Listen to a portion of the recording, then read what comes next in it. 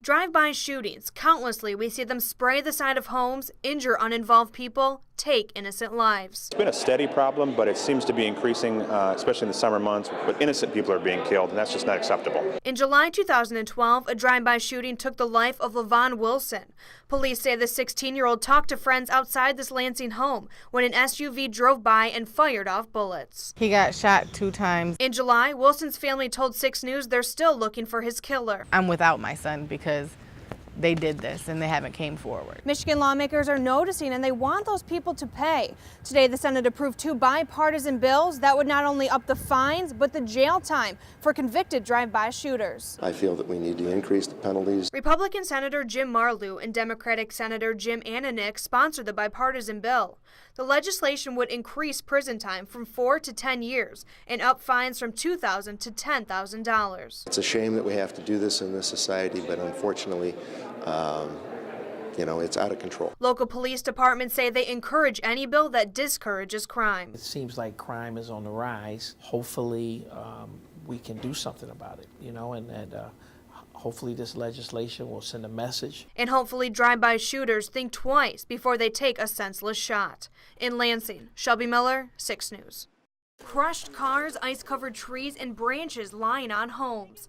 Freezing rain poured for more than 12 hours and left much of mid-Michigan a mess. We woke up this morning and looked outside and found that a bigger limb from this tree had fallen, and came out to find out that there was a little bit more damage than what we thought, with the branch coming down into in the back of my car. Ice-coated branches hang from wires, block off streets, and bring down power lines. Here in Grand Ledge, hours of freezing rain took down the limb of this big tree, and it took out not only this Subaru, but it totaled this Ford Fiesta in its path. Hopefully the insurance company is friendly to me this year, because I'm going to be in trouble if they're not. These branches not only took out 2 cars, they tore off Alex Dawson's siding and put a hole in his roof. Just down the road, tree branches dangled from power lines as consumers worked nearby. In Howell, workers shut down roads as they shredded fallen trees. In the middle of the night, my husband just heard a big boom and the electricity was off, and he and the dog went out the front and looked around, and they saw the van damage and all the damage to all the trees. While the ice may have damaged these trees, homes, and cars, it can't weigh down the Christmas spirit. For 6 News, I'm Shelby Miller. Wide eyes and wagging tails. This year, Christmas came early for the dogs and cats at the Ingham County Animal Shelter. All our kennels are empty. You look everywhere, it's like adopted. Merry Christmas, So it's a great day. Over the past 24 hours, these volunteers have barely taken a break. On top of normal shelter hours, they hosted a 12-hour holiday all-nighter from 4 last night to 4 this morning.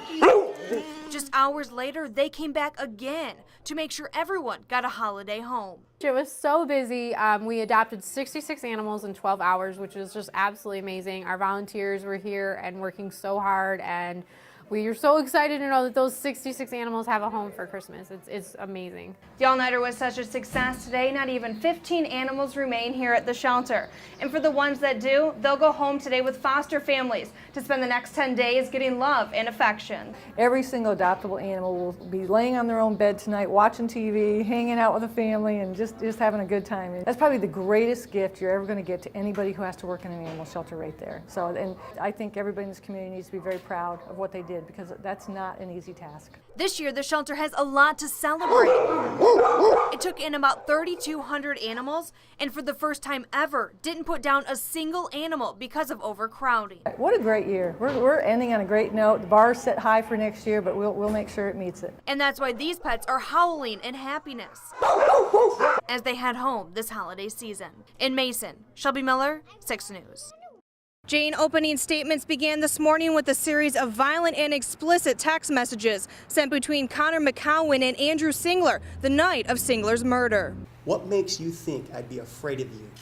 All 5'11" of you. Ha.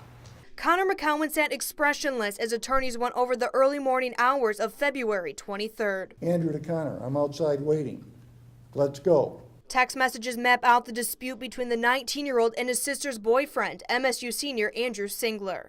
It escalates into a physical fight at Singler's Meridian Township apartment and ends in his stabbing murder. The prosecuting attorney argues McCowan had multiple chances to turn around, but refused. Let it go. Turn around. Go home. Go to bed. He doesn't. His mind is set and his intent is clear and he's on a mission. The defense insists McCowan acted in self-defense. This truly is a tragedy of Shakespearean dimensions, but no crime was committed. Tyler Aho took the witness stand. He was Singler's roommate, friend, and the only other person at the apartment during the murder. The prosecutor and defense questioned Aho as he acted out the scene. Then he kind of came over the top with the punch. They showed a series of images, including the hallway where the fight began, the apartment where McCowan stabbed Singler, and the knife they say McCowan used in the fight. Looks like the knife the defendant had. Yes. The trial will pick back up Thursday morning, starting where the defense left off. In Lansing, Shelby Miller, 6 News.